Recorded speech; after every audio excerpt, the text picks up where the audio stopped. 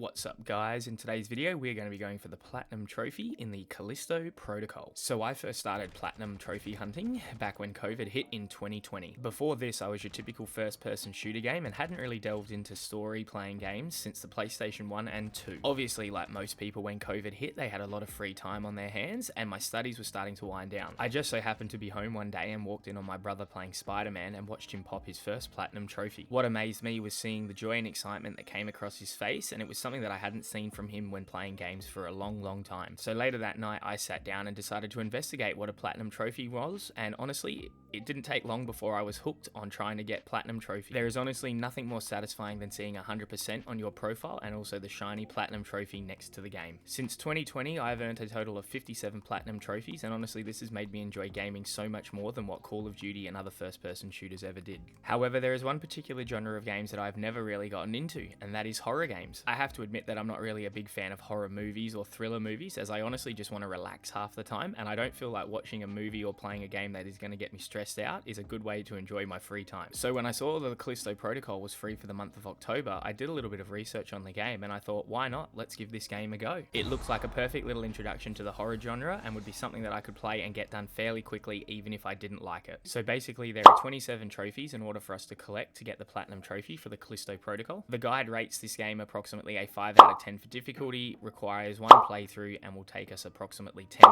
hours to complete. The only catch is that the game does need to be beaten on the hardest difficulty. There are also technically 12 missable trophies in this game. Most of these missable trophies though will be naturally obtained through your playthrough anyway. There are really only 2 missable trophies that you need to keep an eye out for. The first one is Terminated, and this is for taking down a security robot. You only get 2 chances to do this. And the second one is In Striking Distance, which is killing an enemy with a GRP melee combo. I would suggest getting this one done as soon as you get the GRP gloves, as the enemies get stronger as the game goes on and it can be really difficult to get this done. There is also no chapter select when you finish this game, so you need to get all your trophies done in your one playthrough. So with the intro now being done, let's get into our Platinum journey. As with most horror games, we start off meeting our main character Jacob, and for some unknown reason he decides to go and check on the cargo he is carrying on his ship. As we make our way through the cargo hold, we find our ship has been boarded illegally and earn our first story related trophy.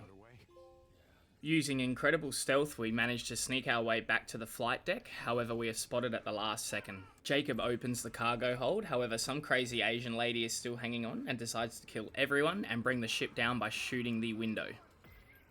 Our ship crashes and we somehow barely survive. The crazy Asian lady, who wasn't even strapped in as well, survives, and I literally do not know how this is even possible. We are then picked up by some crazy officer dude and a robot and taken to Black Iron Prison. Back at the prison, Jacob is told that he is now a prisoner and begins to freak out. After being escorted to his cell, Jacob wakes up and finds the prison is in complete chaos. Jacob leaves his cell and meets Elias. Elias gives Jacob a shiv and we need to use this to help free him from his cell. Here we earn our second trophy.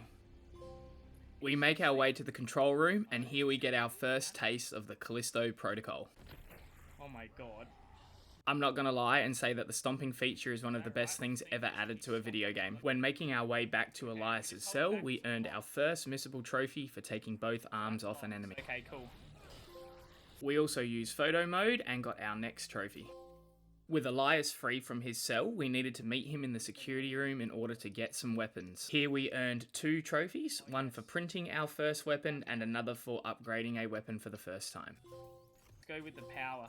With weapons in hand, Elias and Jacob devise a plan to save another prisoner who can help retrieve a ship to get them off of the prison. However, as in typical video game fashion, this prisoner is in maximum security. While working our way through maximum security, we earned another missable trophy for throwing an enemy into an environmental hazard.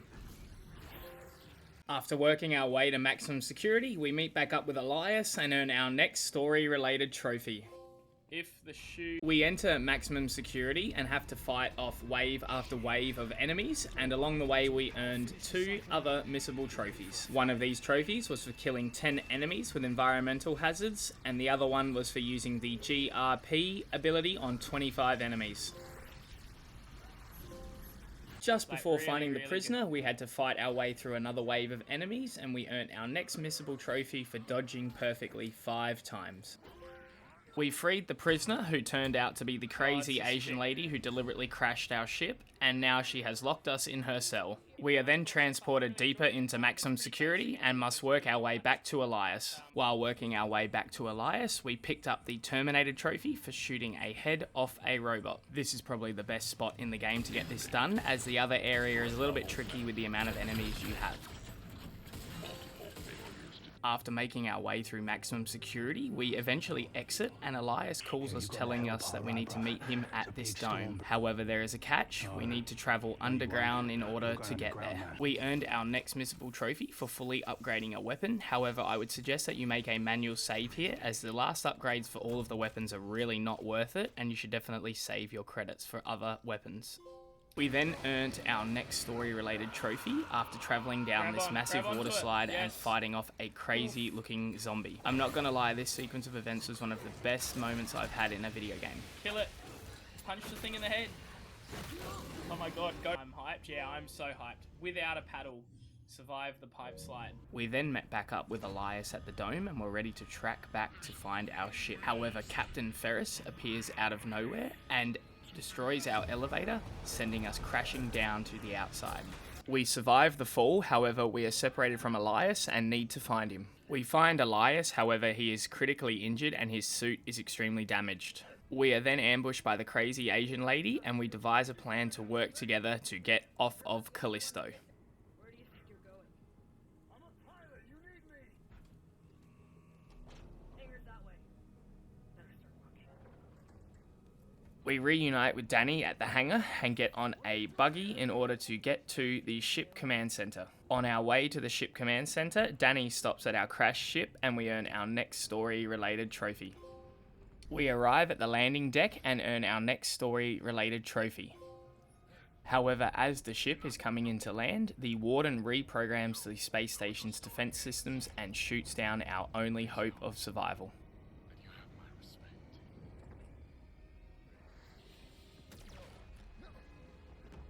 The command center is destroyed and we fall down to a sealed off area of the base.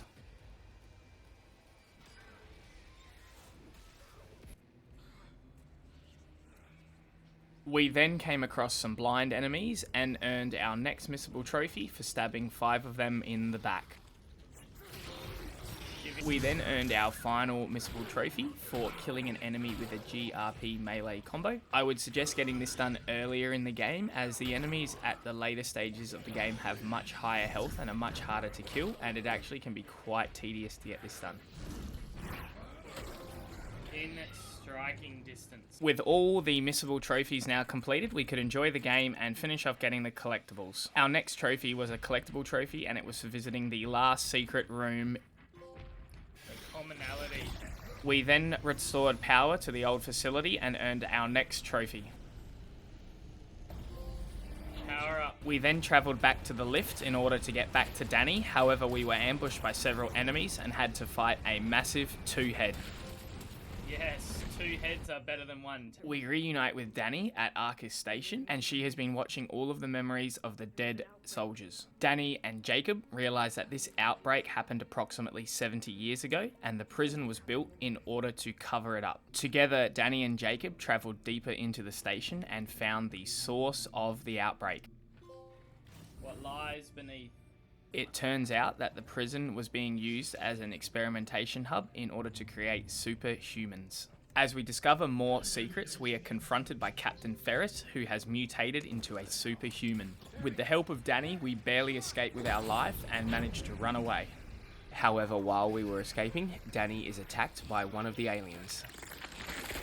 Danny begins to show signs of infection, and Jacob devises a plan to reverse the disease. As we are about to enter the Warden's Tower, we are ambushed by a robot and then returned to our original cell. Here is where we earn our last story-related trophy. I just wasn't sure. I hadn't spoken to.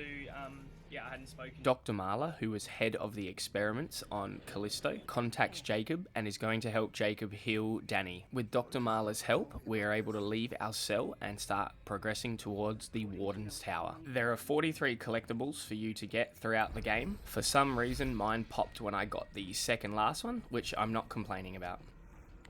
Subject We arrive at the tower and confront the Warden. However, as expected, Captain Ferris shows up even stronger than before, and we must fight and kill him.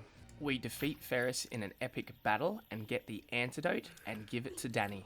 The Warden then initiates the self-destruct sequence on Callisto, and we now need to escape as fast as possible. When Jacob and Danny arrive at the escape pods, they realise there is only one. Jacob forces Danny into the only escape pod and stays back to protect her as she leaves. Jacob survives the ordeal and is then confronted by Dr. Marla, who offers him another way out. With the game now finished, we then popped our final 2 trophies for beating the game and beating the game on maximum security difficulty and popping our nice new shiny platinum trophy. Security difficulty. It's over, Jacob. The Callisto Protocol was our 58th Platinum Trophy. Now I can certainly understand why the game was heavily critiqued. The combat is very basic and the boss fights certainly feel anticlimactic. However, I honestly loved the setting, the story and the graphics of this game. It is probably one of the best looking games that I have played on the PlayStation 5, and the story itself left me on the edge of my seat for the majority of the game. I certainly believe that these aspects make up for the lackluster combat. The Callisto Protocol is a game that I would absolutely recommend for anyone to play, even if they're not going for the Platinum Trophy. For those of you going for the Platinum, it is honestly pretty easy, and the 5 out of 10 difficulty is probably a little bit high. As always, thanks again for watching. Please leave a comment and like and subscribe if you enjoy the content. I will see you guys all in the next one.